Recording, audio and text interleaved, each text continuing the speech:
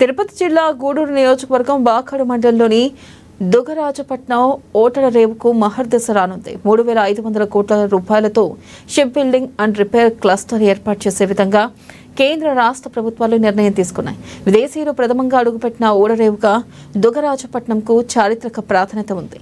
సహజ ముఖ ద్వారం కలిగిన దుగరాజపట్నం ఓడరేవు నుంచి బ్రిటిష్ కాలంలో కీలకంగా వస్తు రవాణా రాకపోకలు విస్తృతంగా సాగాయి.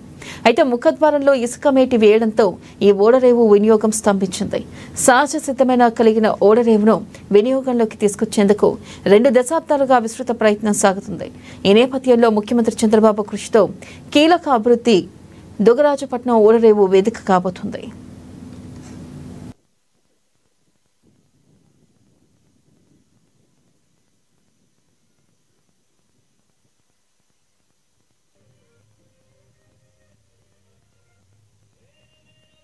ఇక భారీ ఓడల మరమ్మతులు నిర్మాణాల పరిశ్రమలతో 26,000 కోట్ల రూపాయల పెట్టుబడులతో పరిశ్రమలు విస్తరించనున్నాయి.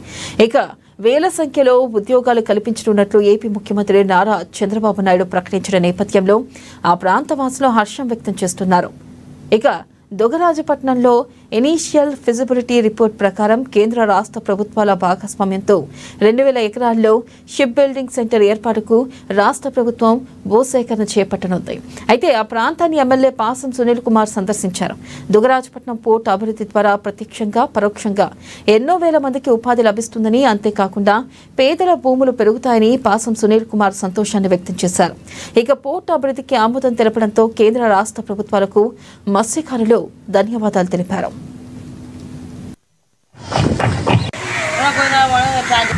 మీరు చూసిన 2 రోజుల ముందే దుగరాజపట్నం పోర్టు మనకి మన నాయకుడి రాష్ట్ర నాయకుడి రాష్ట్ర భవిష్యత్తుని శాసించే నాయకుడు నారా చంద్రబాబు నాయుడు గారు ప్రకటించారు.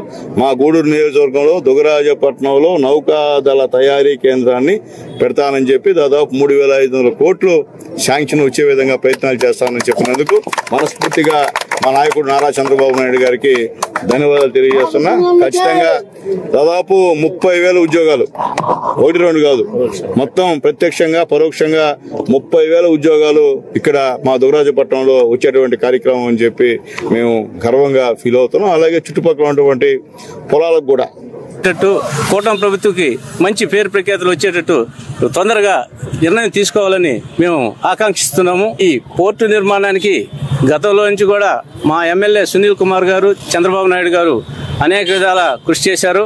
వాళ్ళకు కూడా మా ప్రాంతవాసులుగా మా ప్రాంతానికి సంబంధించి ఈ పోర్టు రావడం సంతోషంగా ఉందని తెలియజేస్తూ, ఆంధ్రప్రదేశ్ని తెలంగాణ స్టేట్ డివైడ్ చేసినప్పుడు ఈ 10 సంవత్సరాల్లో జరగలేదు. ఇప్పుడు కూటమి ప్రభుత్వంలో కొత్తగా నౌకా కేంద్రాన్ని చేసేదానికోసం భూమి కూడా ఇంతకుముందు సేకరించున్నారు.